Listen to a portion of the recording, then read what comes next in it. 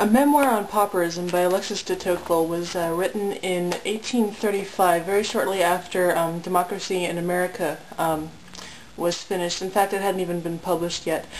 He had been on a trip to England, and he observed that despite the fact that England had the highest standard of living in the world at the time, it had a very large percentage of its population dependent upon government charity. In other words, they had what they called the poor laws, which was the equivalent of welfare at the time. And here it is 170 years later.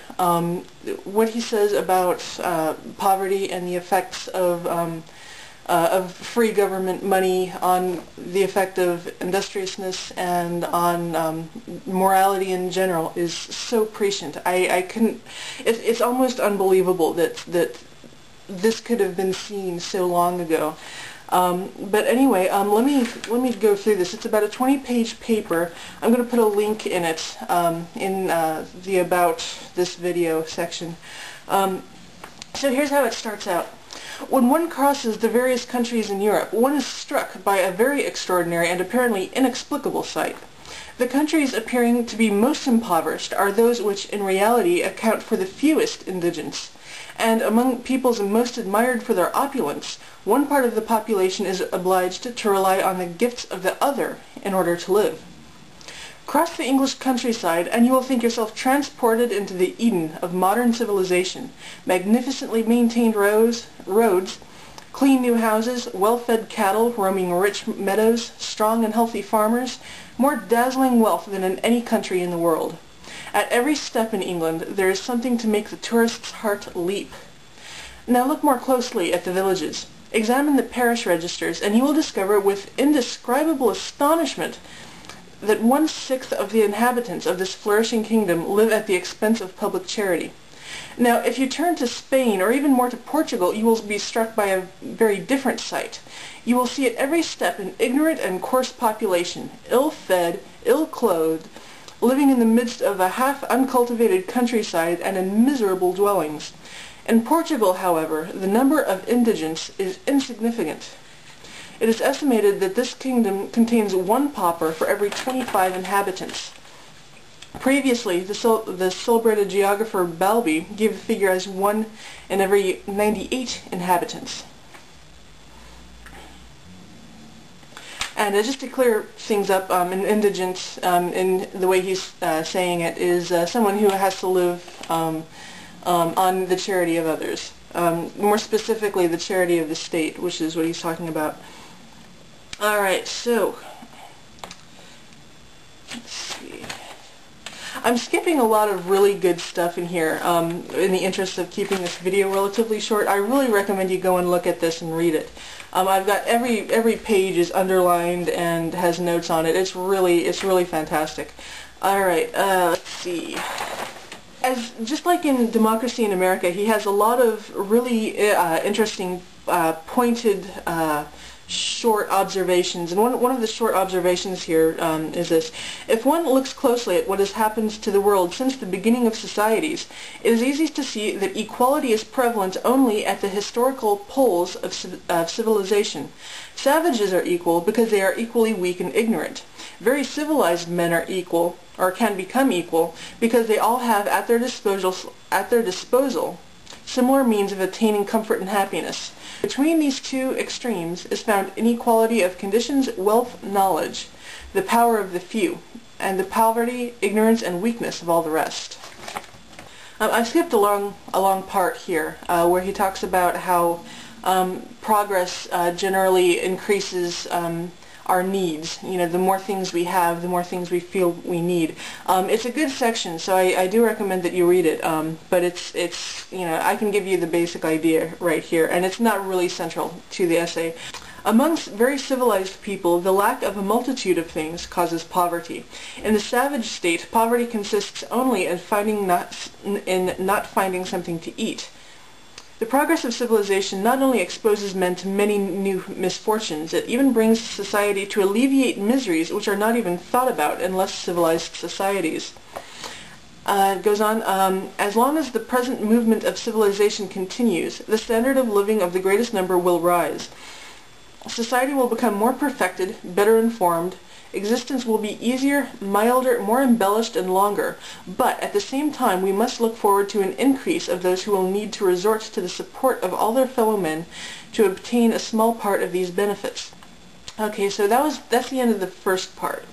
The second part is where he gets down to the real nitty-gritty about the poor laws of England and what they have wrought. It seems to be especially in the English countryside as it appears. Part 2 begins with saying, there are two kinds of welfare. One leads each individual according to his means to alleviate the evils he sees around him. This type is as old as the world. It began with human misfortune. The other, less instinctive, more reasoned, less emotional, and often more powerful, leads society to concern itself with the misfortunes of its members and is ready systematically to alleviate their sufferings. He says, at first glance, there is no idea which seems more beautiful and grander than that of public charity. Society is continually examining itself, probing its wounds, and undertaking to cure them. It asks some to give of their surplus in order to allow others the basic necessities. This is certainly a moving and elevating sight. How does it happen that experience destroys some of these beautiful illusions? The only country in Europe which has systematized and applied the theories of public charity on a grand scale is England. He says, at the time of the religious revolution under Henry VIII, which changed the face of England, almost all the charitable foundations of the kingdom were suppressed. And since their wealth became the possession of the nobles and was not at all distributed among the common people, the poor remained as numerous as before, while the means of providing for them were partly destroyed. In other words, charity was the province of the churches, and Henry VIII came through and, wrecked the religious infrastructure. So the people who had previously, occasionally needed charity, they had no longer had it. So Queen Elizabeth, Henry's daughter, was struck by the appalling miseries of the people and wished to substitute an annual levy furnished by the local governments for the sharply reduced almsgiving caused by the suppression of the convents. A law promulgated in the 43rd year of that ruler's reign declared that in each parish overseers of the poor would be chosen, and that these overseers would have the right to tax the inhabitants in order to feed disabled indigents and to furnish work for the others. As time passed, England was increasingly led to adopt the principle of legal charity. Pauperism grew more rapidly in Great Britain than anywhere else. Some general and some special causes produced this unfortunate result. He says, once having admitted the principle of legal charity, England has not been able to dispense with it. For 200 years, English legislation for the poor has revealed itself as nothing more than an extended development of the Elizabethan laws. Almost 2.5 centuries have passed since the principle of legal charity was fully embraced by our neighbors, and one may now judge the fatal consequences which flowed from the adoption of this principle. Let us examine them successively. Man, like all socially organized beings, has a natural passion for idleness. There are, however, two incentives to work: the need to live and the desire to improve the conditions of life. Experience has proven that the majority of men can be sufficiently motivated to work only by the first of these incentives, in other words, the need to live. The second is only effective with a small minority. Well, a charitable institution indiscriminately open to all those in need, or a law which gives all the poor a right to public aid, whatever the origin of their poverty, weakens or destroys the first stimulant and leaves only the second intact. The English peasant, like the Spanish peasant, if he does not feel the deep desire to better the position into which he was born, and to raise himself out of his misery, a feeble desire, which is easily crushed in the majority of men, the peasant of both countries, I maintain, has no interest of working, or, if he works, has no interest in savings. He therefore remains idle or thoughtlessly squanders the fruits of his labors. And he anticipates a rejoinder here. He says, what is to prevent society from inquiring into the causes of the need before giving assistance? Why could work not be imposed as a condition on the able-bodied indigent who asks for public pity? I reply that some English laws have used the idea of these palliatives, but they have failed, and understandably so.